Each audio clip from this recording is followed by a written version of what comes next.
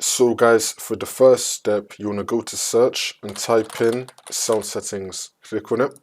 And now once you're on this, you want to scroll down to input. Make sure that your laptop speakers have been selected. Now you want to turn up the volume of your laptop speakers and make sure that it's not been muted. For the next step, on the left hand side, you want to click on privacy and security.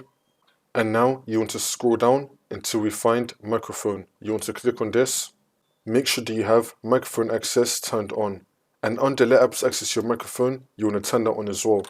Make sure that the application that you want to use your microphone for has been turned on. And it's also going to be saying let desktop apps access your microphone. You want to turn that on as well. For the next step, make sure that the application you want to use your microphone for has got your laptop microphone selected. So just go into your application settings and then look for microphone. Make sure that you have your laptop microphone selected. If you can't use your microphone on a web browser, then you want to go to your web browser settings. So for example, on Google Chrome, you want to click on the three dots and then go to settings. On the left hand side, you want to click on privacy and security and then click on site settings and then click on microphone. Make sure that you have sites can ask to use your microphone selected and make sure that you have your laptop microphone also selected.